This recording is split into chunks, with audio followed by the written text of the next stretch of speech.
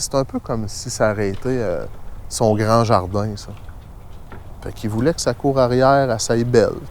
Puis ça a été bâti aussi à travers de ce qui a été apporté. Parce que ça a décollé à cause d'un orignal qu'on pouvait pas laisser lousse quelque part, pas de clôture.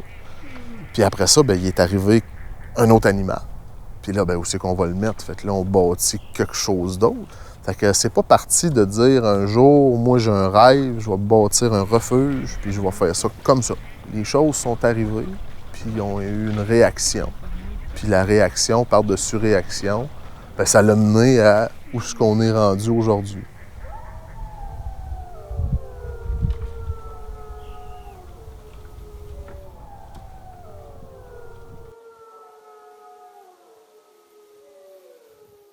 Bien, la mission, là, c'est de s'attarder même aux animaux les plus futiles. C'est de partir à la base, c'est de recevoir, d'évaluer, de tenter la réhabilitation le plus possible. Puis ensuite de ça, d'offrir, quand c'est possible, une place en captivité. Le orignal, en général, si tu le vois quelque part, à moins que sa mère soit étendue à côté morte, ben tu le ramasses pas, là. Elle n'est pas loin, là. Ça laisse pas son bébé là, puis ça s'en va à l'hôtel, là, un orignal. Là. Mais les gens, ils ont souvent le réflexe de dire « pauvre petit, il est tout seul, le ramasser ». Fait que, c'est là qu'on fait notre mission d'éducation. C'est de rendre les gens plus conscients. Parce que, tu sais, c'est ça, je dis, on va pas réinventer le monde. Tu as vu, on se promène sur des trottoirs de bois au refuge Pajot. Pour qu'il y ait des trottoirs de bois, il faut couper des arbres. Puis quand on coupe des arbres, on fait le bordel. On est là, nous autres. Là. C'est ça notre place, là, des faiseux de bordel dans ce bel environnement-là. Mais on peut-tu essayer de le faire bien, d'être conscient de ce qu'on fait, puis quand il se passe de quoi, de réagir plus adéquatement que sans sacrer, tout simplement. T'sais. Parce qu'il n'y en a pas de vraie solution. Là. Je pense pas que la vraie solution, c'est d'arrêter de couper du bois, puis d'arrêter d'aller à la chasse, puis d'arrêter... Je pense pas que c'est ça la solution. Là. C'est d'essayer de le faire le mieux possible, le faire le plus proprement possible.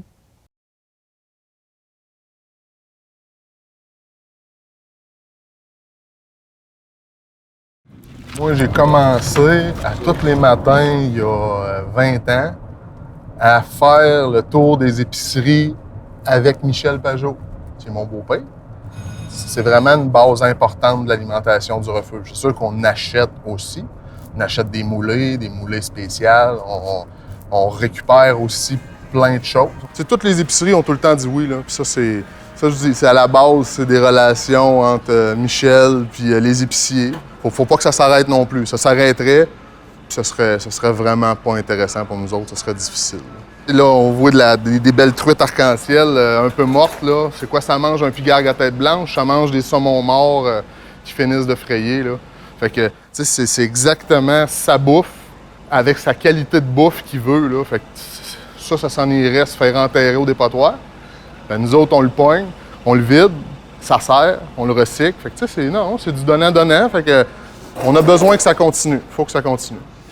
Michel Pajot a vraiment été, c'est ça que je dis, un précurseur. Là. Ce qu'il a bâti là, ça a amené beaucoup de gens à vouloir faire un peu comme lui. Je pense que ça prend une communauté. Ça prend du monde qui le soutient. Puis ça prenait à l'époque une méchante tête de cochon, là, parce que ça a pas été facile pour lui. Là. Il y a plein de monde qui disait que ça allait pas marcher, son affaire. Ah, check ça, comment ils sont fins, mes gars. Check, là, ils savent pas qu'on est là.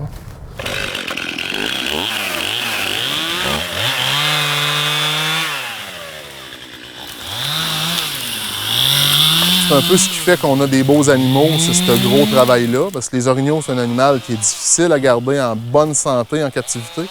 Fait que le secret, bien, c'est le jus de bras de ces gars-là qui apporte à tous les jours la nourriture la plus naturelle possible aux orignaux.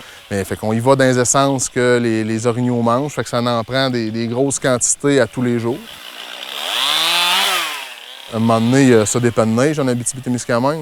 Fait que c'est la même corvée avec d'autres outils, mais elle devient de plus en plus difficile. Puis quand l'été arrive, les gars sont contents. Ils en profitent eux autres aussi. Kevin, là, j'aimerais ça voir faire le tas de branches que lui a coupées dans à peu près 1 an. Ça fait longtemps qu'il coupe, puis il coupe à tous les jours. Lui, à toutes les fois qu'il travaille, il coupe. Fait qu'un jour, pas si lointain, mais mon Kevin, il va s'en aller, puis il va en avoir un autre. Puis là, le petit Tommy, ça va être lui qui va pogner le lead cet hiver. Puis c'est comme ça roule. Parce que ce qui fait le succès de nos belles bêtes, ben c'est cet ouvrage-là. Bon, ben les gars, vous pouvez finir. Puis là, vous n'avez coupé trop, hein? T'étais trop... C'est ça que ça fait, hein? Là, il est parti, puis il arrêtait plus. OK. Tu guides. Tantôt, les gars. 1, 2, 3, go! C'est une gang de gars avec certains problèmes de santé mentale ou d'autres problèmes de santé qui amènent les gens à avoir de la difficulté à travailler puis à s'insérer dans le monde d'aujourd'hui. On ouvre une porte à ces gens-là qui traîneraient probablement dans la rue s'il n'y avait pas une job ici, puis qu'il n'y avait pas un intérêt, puis du monde pour les accepter. Ces gars-là, ils te redonnent plus que la majeure partie des employés, là, en amour, en fierté, en étant contents d'être là. Puis tu leur donnes un cercle social. Souvent, c'est ce qu'ils ont pu, là, qu'ils ont pu depuis plusieurs années. Un ami, quelqu'un avec qui jaser de n'importe quoi. J'en ai un, là, que ça faisait 5 ans, là, qui n'avait plus de contact humain. Là. Les contacts humains qu'il y avait, c'était avec l'hôpital ou bien avec la police. Hein. Se faire dire beau travail, là, quand ça fait longtemps que tu n'as rien fait, puis qu'on est capable, puis à demain, ça donne une structure, ça donne une fierté. Fait que c'est la base du rendement là, pour eux autres. Là. C'est juste d'être accepté. Là. Libérer un oiseau puis libérer une batche d'ours, ça donne du jus. Puis aider du monde comme ça donne du jus. Puis on en a besoin de plein ici parce qu'on n'en a jamais assez. À chaque matin, on prépare une portion comme ça pour tous nos oignons, plus le branche. Ma job consiste en premier lieu à nourrir les animaux. Ensuite, quand on reçoit des animaux blessés, des orphelins, ben c'est nous autres qui s'en charge aussi dans l'équipe de soins à leur donner les médicaments qu'il faut et tous les soins. Fait qu'on va décoller puis on va aller nourrir ça.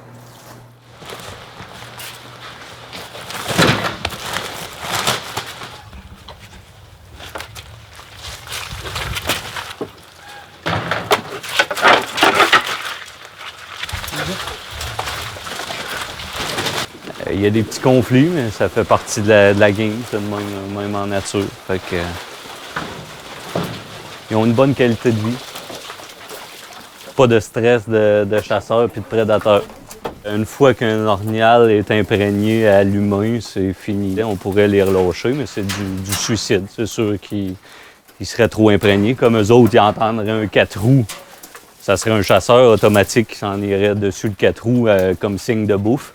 Fait qu'une fois qu'ils sont imprégnés, nourris à la bouteille, c'est fini. On les garde pour toute leur vie. Quand on a un animal qui rentre ici, dans le fond, blessé ou un orphelin, puis qu'on peut y redonner la liberté, c'est comme... Tu peux pas avoir un plus beau sentiment que ça.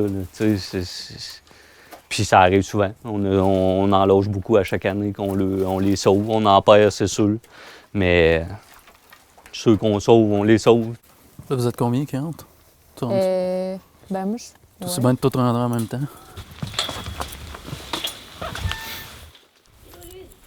On va attendre qu'ils se calment, ils vont courir après Doc, puis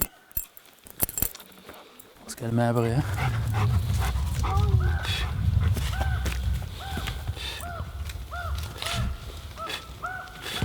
Quand ils ont la paix, quand ils sont tout seuls dans leur environnement, ça va. Mais à partir du moment où il y a des visiteurs qui viennent, les loups sont vraiment nerveux, ils ont vraiment peur. Fait que, dans un monde idéal, il ne faudrait pas qu'il y ait de visiteurs du tout.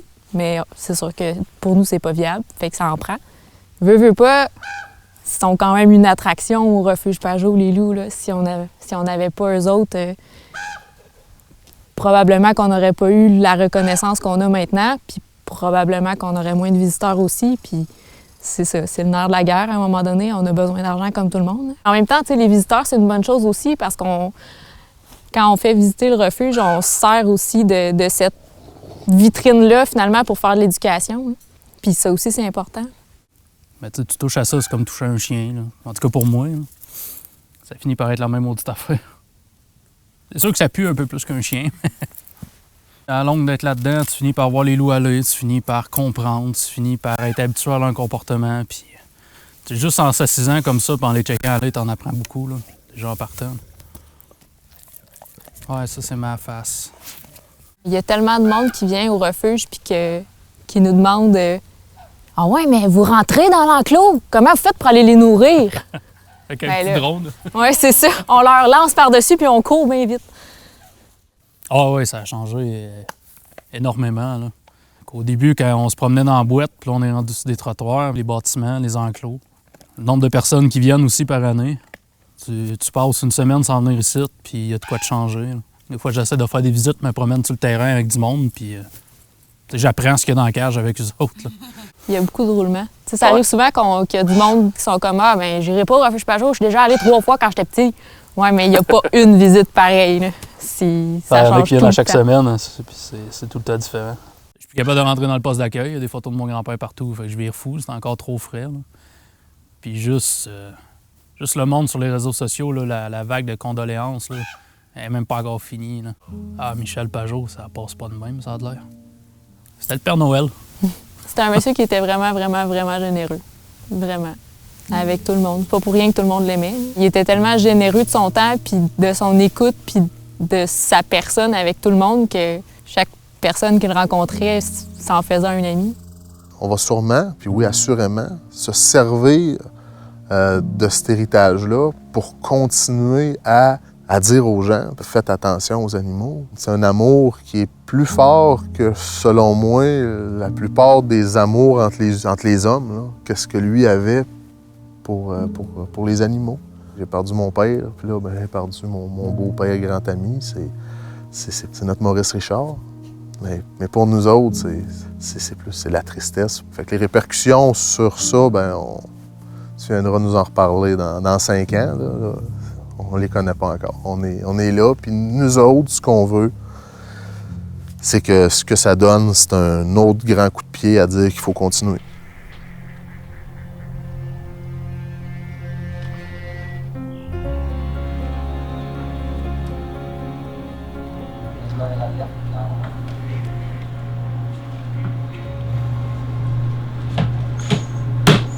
C'est un grand-duc. C'est ça. Il y a du sang.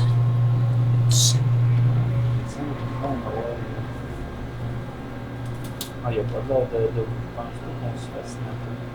On va aller essayer de l'hydrater ou de le faire manger un petit peu.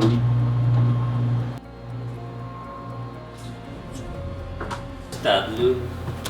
OK, on va aller essayer de le faire le mieux qu'on peut. Non, Hugo, il tombe.